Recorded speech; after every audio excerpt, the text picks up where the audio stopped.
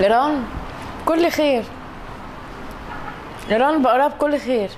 إيران هي والطرف الآخر عاملة قلق البيت ساندويتش مش عارفين ياكلوه منين. يعني هي دي السبوبة اللي بياكلوا بيها عيش، دي إيران طبعا هيجيلها ضربة من إسرائيل عن قريب. يعني مش هقول الوقت، مش عن قريب، يعني بعد بكرة من إسرائيل هتفوقها شوية.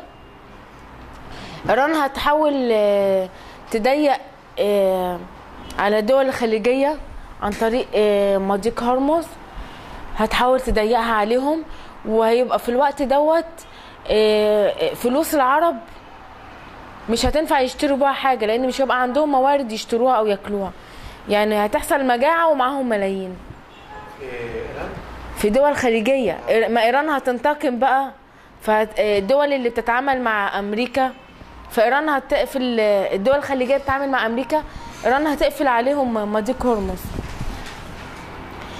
إيران سمعت إنها بتقول إن الإمام المهدي ظهر عندها، جايبة واحد ملبساه أخضر يعني وكده ولبساه، وعايزة أقول وجنبيه واحد بقى عامل كده. هو الإمام المهدي المفروض نبقى مبتسمين جنبه ولا نبقى بشوشين؟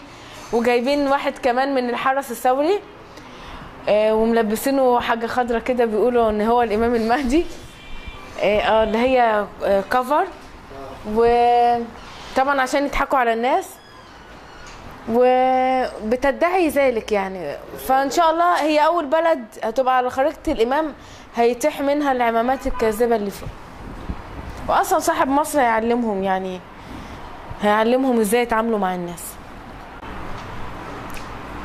معنى ذلك ان انت بتقولي ان ايران هي البدايه الاولى في هذا المنتزه؟ ايران هي الدجال الاول، هي الدجال. ايران هقول لحضرتك اكزامبل او مثال. في ناس سمعوا بظهور الامام من كام سنه، فظهور الامام المهدي في ايران دي نكته بقى، فراحوا ففوجئوا وهم في المظاهرات قبض عليهم اللي هو الطلائع او المطلعات اللي هي المخابرات الايرانيه. ففي هذا الاثناء فبيعملوا لهم محضر، فعلى اساس ان هي بلد محبه لآل البيت وبلد، فبيقولوا لهم احنا كنا جايين من بلد بتاعتهم عشان نناصر الامام المهدي، سمعنا انه هنا. بتعملوا لنا محضر ليه؟ تخيل يردوا يقولوا ايه؟ لو الامام المهدي موجود هنعمل له محضر. عايز ايه بقى اكتر من كده؟ طب قسما بذات الله هذا حصل. يعني شوف، هم ما عندهمش عقيده بشيء، هم بس مدعين ومنافقين. وبرده في كمان حاجه برده حصلت بالنسبه لايران. مره بيقبضوا يعني على اي حد يعني يكون معارض، زي ندى الله يرحمها. الشعب الايراني على فكره ملوش علاقه بالحكومه، عشان ما يزعلش مني الشعب الايراني يعني شعب طيب، شعب كريم، شعب محترم. هو بريء من الحكومه ديت، وهيصر عليهم عن قريب. وبس بقول لك مره مسكوا واحد بتهمه ان هو مخالف لولايه الفقيه الخامنئي، فيمسكوه يعملوا معاه ايه بقى؟ اول حاجه يقولوا يقعدوه في مكان ويجيبوا له حفره، يقولوا يا الله هذا خالف شرع الله، يا الله عايزينه يموت، يا الله.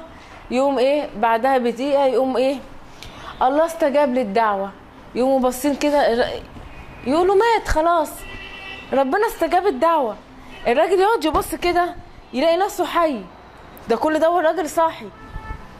بعد بقى ما يقولوا الله استجاب الدعوه، يقوموا جايبين ناس ملبسينها ابيض في ابيض ويقولوا احنا الملائكه هنحاسبك، ويدخلوه في تابوت، يقولوا احنا بقى الملائكه بتوع القبر، عذاب القبر هنحاسبك. شوف بيعذبوا الناس ازاي، لبسوهم ابيض في ابيض.